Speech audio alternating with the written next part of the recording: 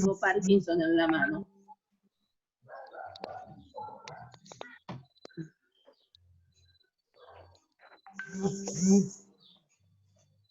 Me tengo una compañera por entrar.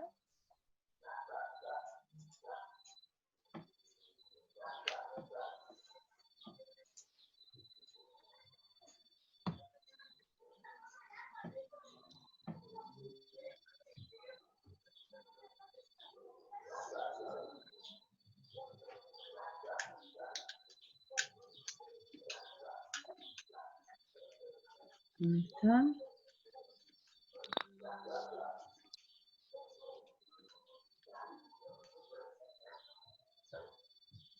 ¡Ah! Se me va la miércoles. Ahí está. Bueno. Bien. Vamos a hablar entonces hoy sobre el sistema endocrino. Nos voy a minimizar, así que nos vamos a dejar de ver. Ustedes me avisan si hay alguna dificultad, por favor. Se desbloquean y me avisan, ¿eh? Entonces vamos a comenzar a hablar sobre este sistema endocrino. El sistema endocrino es un sistema que, a diferencia de todos los sistemas que hemos visto, ocurre algo muy particular. Y es que sus órganos no están interconectados. O sea, hasta ahora nosotros vimos sistema cardiovascular, donde tenemos el corazón y la conexión directa con todos los vasos, ¿no? Con las arterias, con las venas, con los capilares. Tenemos el sistema respiratorio, que es una serie de tubos que se van comunicando hasta llegar a los pulmones. Hemos visto el sistema digestivo, que también tiene la misma particularidad. Están un órgano detrás del otro, bien cercanos. Sin embargo, el sistema endocrino funciona de otra manera. Sabemos que es el responsable de la regulación del funcionamiento de todos los órganos y que posee diferentes tipos de mecanismos, pero principalmente el sistema endocrino está superditado a lo que el sistema nervioso le brinde como información. ¿Cómo es que ocurre esta comunicación? Pues esta comunicación se lleva adelante a través de mensajeros químicos. Y los mensajeros químicos son hormonas. ¿Se acuerdan cuando vimos sistema cardiovascular? Decíamos que la función del sistema cardiovascular era el transporte de gases, ¿no?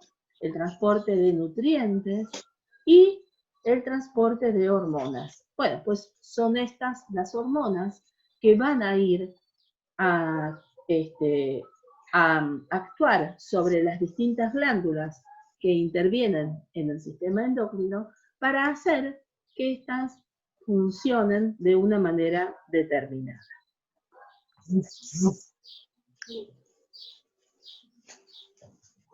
¿Y cuáles son los órganos que componen a este sistema endocrino?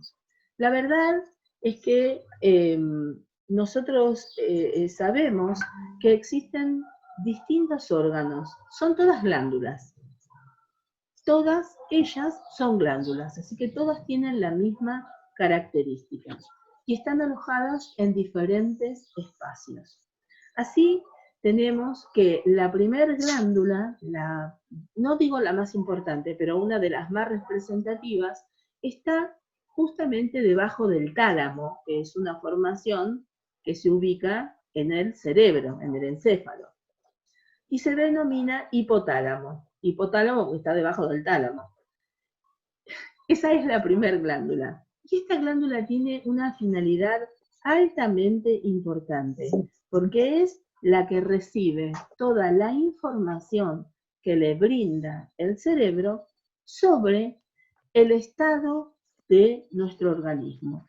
Y lo que hace el sistema endocrino es informar a la glándula que es el hipotálamo, informa a la glándula que sigue, que es la glándula hipófisis, que es muy pequeña, esta imagen es muy chiquitita, pero es muy pequeña, como un porotito, muy chiquitita, Y esta glándula hipófisis es la que se encarga de enviar los mensajeros al resto de las glándulas.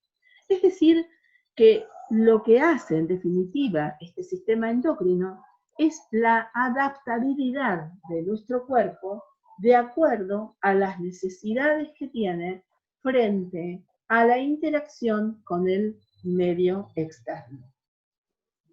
Podemos decir también que no solamente se trata de la adaptabilidad desde el punto de vista físico o anatómico funcional, sino que también tiene y regula otras cuestiones u otras manifestaciones, como por ejemplo el humor, el carácter, como por ejemplo la adecuación al ciclo, esto se conoce con el nombre de ciclo circadiano. En realidad, ¿qué significa? Significa esta cuestión que tenemos los humanos de dormir de noche y despertar de día. O sea, este ciclo que nosotros tenemos, ¿no? Quienes sabemos que aun cuando trabajemos de noche, no es nuestro ciclo normal de vida. Nuestro día indica que yo de noche duermo y de día estoy vigil, estoy despierto y estoy atento para realizar todas las tareas que sean necesarias. Esto es importante mencionarlo. ¿Por qué? Porque cuando yo tomo un trabajo nocturno, cosa que en nuestra profesión es muy normal, estoy en contra de eso que es absolutamente natural. Y por lo tanto, mi cuerpo va a tener que adaptarse a esa nueva forma de vida. Porque no es lo mismo dormir de día que dormir de noche. Cuando yo duermo durante la noche, voy a descansar mucho mejor, porque ese es el ritmo que tenemos los humanos. Ese ritmo está centrado en una glándula muy pequeña que acá no está mencionada, pero a ver que si yo la puedo marcar, que si acá está el hipotálamo, la glándula pequeña está prácticamente al lado del hipotálamo, ahí donde tiembla el cursor y no la puedo ubicar, que se llama glándula pineal, y que en los últimos años se ha descubierto esta glándula como la que se encarga de regular este sistema o esta propiedad de vigilia de día y de estar dormido a la noche. Básicamente se trata de eso. El hipotálamo entonces decía que es la glándula que comunica el sistema nervioso central con el sistema endocrino y se encarga entonces de regular y de darle la orden a la glándula hipófisis, que es la que continúa. Y es esta, la glándula hipófisis, que es un porotito chiquitito, ubicado en el cráneo, es esta la que se va a ocupar de generar distintas acciones. ¿Cómo lo va a hacer? Siempre a través de la secreción de algunas hormonas. Miren, es así tan chiquita como un poroto pequeño y sin embargo se encuentran dos regiones muy pero muy claras.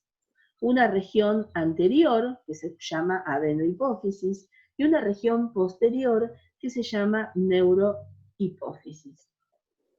La región anterior de la hipófisis se va a ocupar del crecimiento, de la secreción de prolactina, o sea, la hormona del crecimiento, ¿qué va a decir? Le va a dar la orden a nuestro cuerpo que aumente de tamaño, a los huesos que crezcan y a los tejidos que aumenten de tamaño. Y de esa manera crecemos, ¿sí? También se va a ocupar de generar algo que se llama melamina, que es lo que nos da la coloración en la piel. También se va a ocupar, por ejemplo, de secretar prolactina, que es la que le va a dar la orden a las mamas para que se preparen cuando una mujer está embarazada. Y comienza entonces el proceso de prepararse para gestar o para poder secretar leche, para amamantar a ese bebé.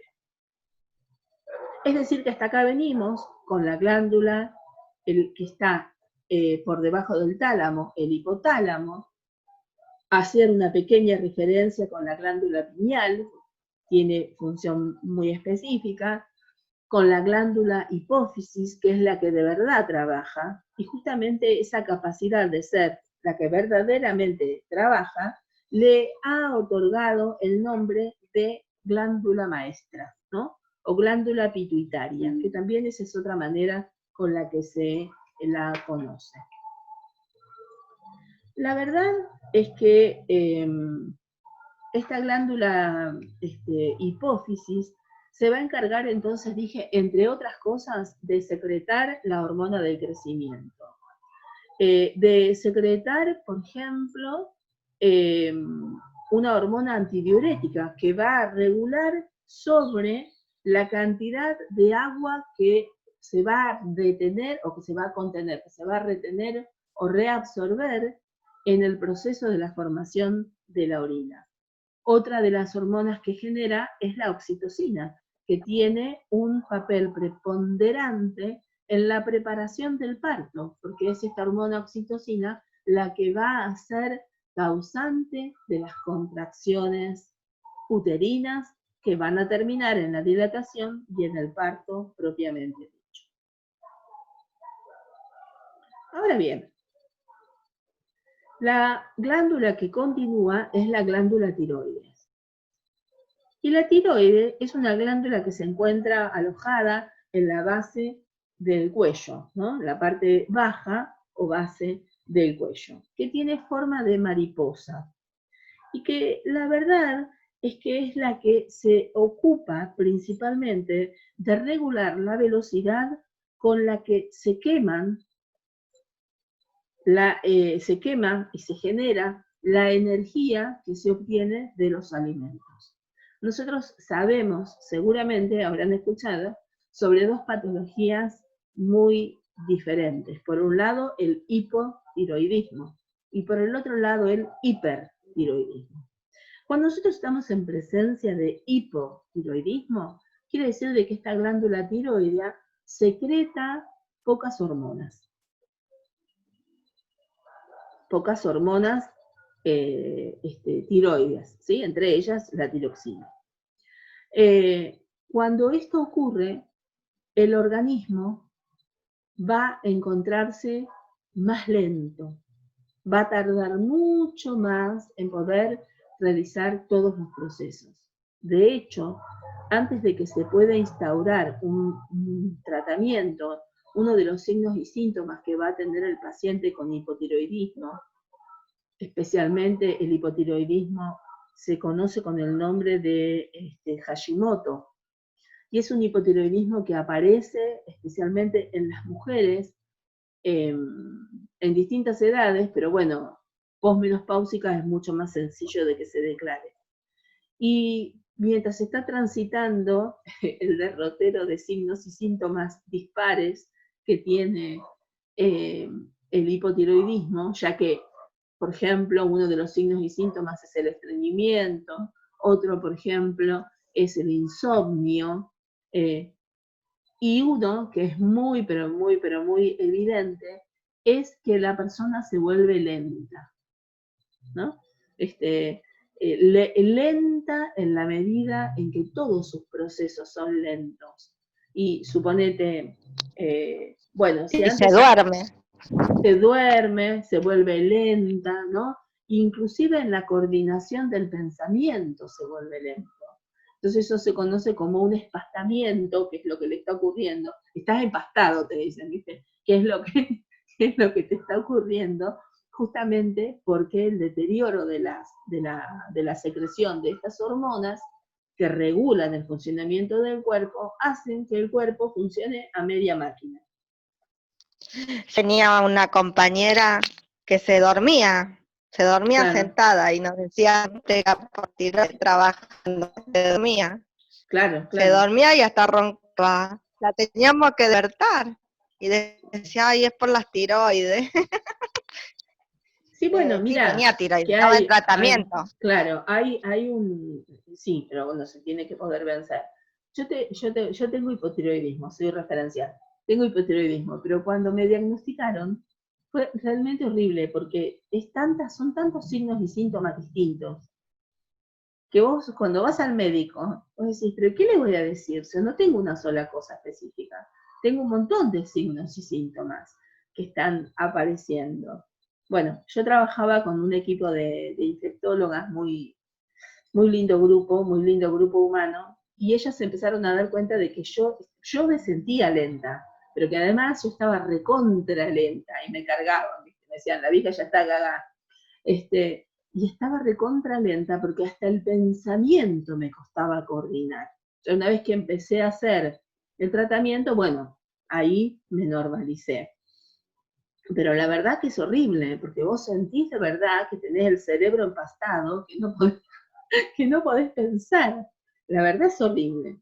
Bueno, miren, les recomiendo que miren el video, el video que se llama La prodigiosa no sé cuánto de las hormonas, el de la BBC, porque ahí va contando cosas reales, y entre ellas, por ejemplo, cuando una persona sufría de hipotiroidismo, y como no existía un tratamiento, muchas veces se confundía esta enfermedad con una enfermedad psiquiátrica. Así que era bastante común que terminaran encerradas en manicomios, como los que eran por el 1800 o 1900, que eran mucho más espantosos que los de ahora, sin ningún tipo de tratamiento, dejándolos que se vuelvan más locos todavía, ¿no? Hay también una alopecia, es decir, una pérdida del cabello, o sea, hay un montón de situaciones que están relacionadas con el mal funcionamiento de esta glándula. Esto con respecto al hipotiroidismo. Mirá si seremos complejas, que siempre las locas y las psiquiátricas somos nosotros, qué feo, ¿no? Sí. Fíjate que una de las patologías más comunes es la histeria, ¿no? Esta crisis. Sí. Entonces está relacionado a la mujer, porque está relacionado con el útero, porque lo que se creía era eso, que era una manifestación psiquiátrica como consecuencia de un mal funcionamiento del útero, ¿no? Y solamente propia de la mujer, que todavía hasta el día de hoy eso se sigue manteniendo, ¿eh? Ojo que hay mucho, estaremos en el siglo XX. Nosotros tenemos, sí, seguimos siendo, pero nosotras tenemos más, viste que en muchos casos, o sea, hay muchas líneas, ¿no? Pero igualmente todas terminan en la locura de la mujer. ¿Tenemos más procesos hormonales que el hombre? Nosotros somos mucho más complejas que el hombre. General, el cuerpo sí, femenino, vamos a decir, el cuerpo nació, no sé ya cómo decirlo. No, pero el cuerpo femenino, ¿tiene más procesos hormonales? Lo que pasa es que, tiene vos pensás que hay algo que no tiene el hombre, nuestro ciclo menstrual. Nuestro ciclo menstrual es se va a terminar, es una llamarada, no, es un tsunami hormonal. Y nosotros lo sufrimos todos los meses. A ver, nuestro ciclo menstrual es la combinación de la secreción de dos hormonas que están compitiendo. Y nosotros lo tenemos todos los meses. O sea, nuestro cuerpo es muy complejo porque está preparado para la concepción y para el desarrollo de un bebé. Para alojar otra vida, por supuesto. Y ahí eso, obviamente que el hombre no tiene tanta cuestión, ¿no? El hombre tiene testosterona y olvídate que otra cosa. Nosotros tenemos progesterona y estrógeno que están ahí peleándose para ver quién es el que va. Tenemos hormona luteinizante que va a estar ahí tratando de hacer de que los ovarios se pongan a fecundar un óvulo, o sea, que lo hagan crecer, a madurar un óvulo. Tenemos otras hormonas que se dedican a hacer que nuestras mamas se preparen para amamantar a un niño. O sea, es sumamente complejo el cuerpo de la mujer. Es sumamente complejo. No quiere decir de que seamos más inestables que los hombres. No. Solo es que tenemos que atravesar por un montón de situaciones. Adaptación. Claro, estamos en constante adaptación, exactamente. Esa es la mejor descripción. Exactamente. Bueno, es decir que cuando nosotros hablamos de las funciones de las glándulas, la verdad que estamos hablando de situaciones ampliamente complejas, ¿no? Entonces después, saliendo de este berenjenal de la glándula tiroidea que amerita un capítulo aparte, las glándulas que continúan, o sea, el timo es una glándula que durante mucho tiempo fue dejada de lado. Hoy sabemos que tiene una función en cuanto a la generación de algunas células, ¿cómo se llama? De algunas células del sistema inmunológico, especialmente de los linfocitos T. Pero bueno, no es que tiene una actividad tan importante, y es más, pareciera ser de que es más activo cuando uno es más chico, y a medida que va transcurriendo los años y la vejez, se va volviendo menos efectivo. Las glándulas, decía, suprarrenales, entonces con esta posibilidad de secretar estas hormonas que regulan inclusive nuestro organismo en las situaciones de estrés, ¿no? Como es el cortisol o la aldosterona, que regula nuestra presión arterial, o la hormona antidiurética, que va a regular la cantidad de orina que nosotros vamos a realizar. Y por último, entonces, en la mujer tenemos los ovarios y en los hombres los testículos. En los hombres los testículos van a ser generadores de testosterona y de espermatozoides. Y la testosterona es esta hormona que le va a dar al hombre las particularidades o rasgos secundarios sexuales, es decir, la estructura de su cuerpo, la vellosidad en su piel, el cambio de la voz, cuando el niño deja de tener esa voz aguda a una voz más grave, le va a dar también la posibilidad de que sus caderas sean más angostas, el aumento del vello facial, y la generación y el crecimiento de la nuez de Adán, característico como rasgo sexual secundario en el hombre.